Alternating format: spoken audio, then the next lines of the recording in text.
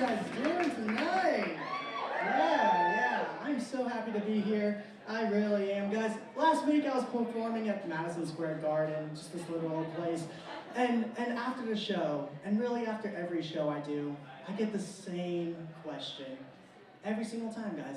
People will come up to me and they'll go and say, Hansen, are you gay?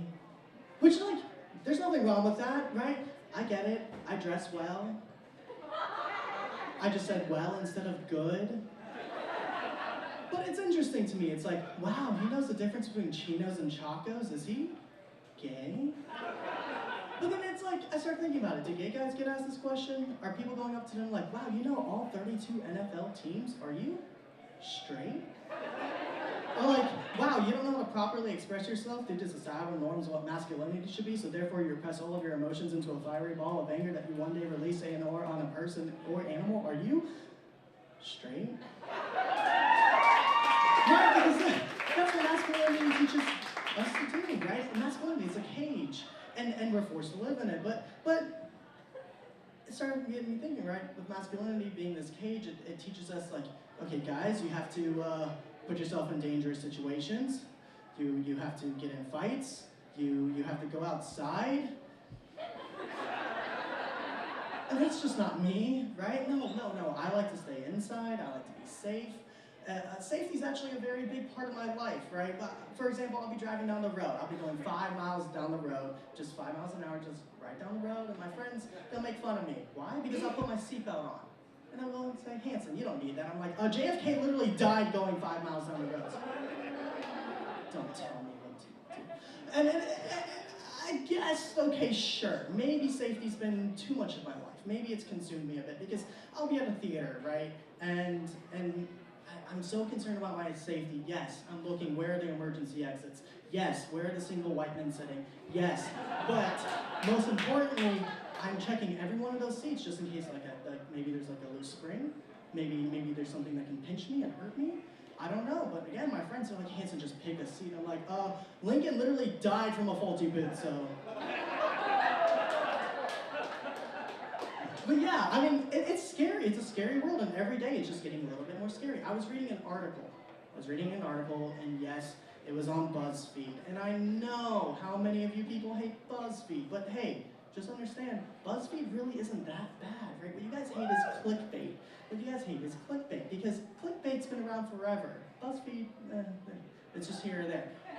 And see, with clickbait, here's the thing. It's been around forever, right? And you might not believe me, but for example, 172 articles on why 172 reasons on why the Articles of Confederation suck. Alexander Hamilton. Right? 90 things wrong with the Catholic Church. Martin Luther, right? 10 easy life hacks. God. Right, so it's been a pretty consistent thing throughout our lives. But again, I was reading this article and it said 1 in 4 people have STDs. That's scary, right? I mean, guys, that's 1, 2, 3, 4. 1, 2, 3, 4. 1, 2, 3, 4. It's terrifying. How can you live like that? And so, you know, safe sex, it's important. It's something my parents always taught me. Right. My parents, they instilled this fear of being unsafe into me at a very young age.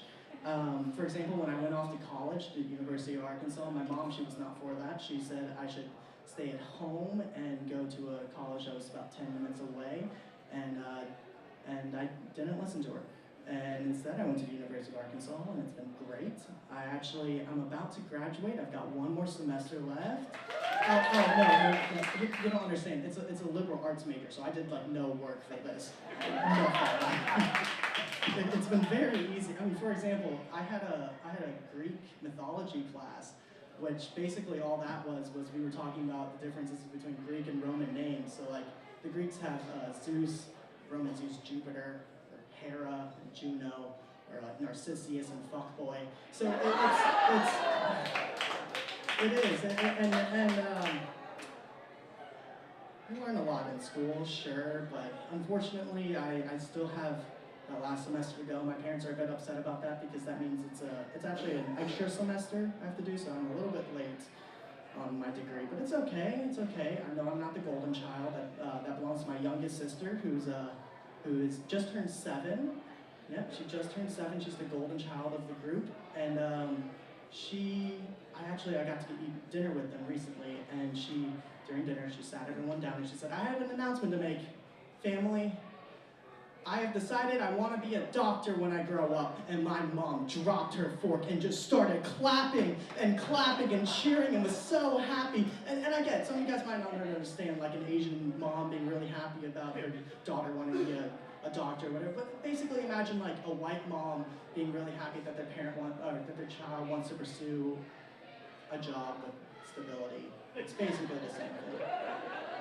But I mean, it was such a proud moment. My mom, she's doing backflips in the living room, and Evelyn, my youngest sister, she looks at me and she goes and says, "I want to be a doctor, or I want to drive an ice cream truck." Which got me thinking, like, yeah, that's right.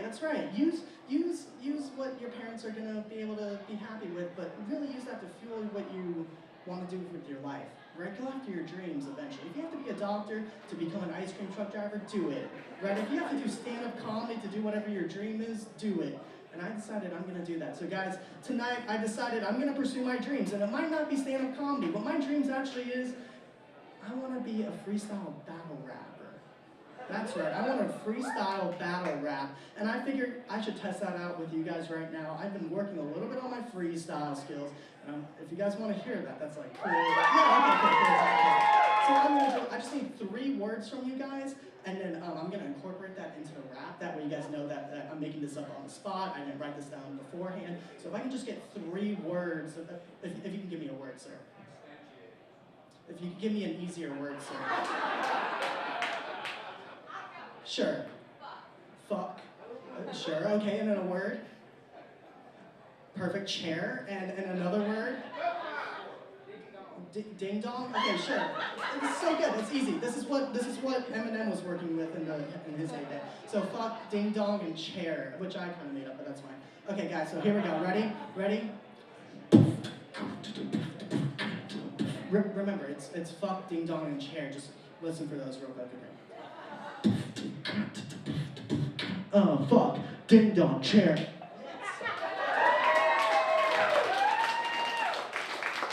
I think I can make it.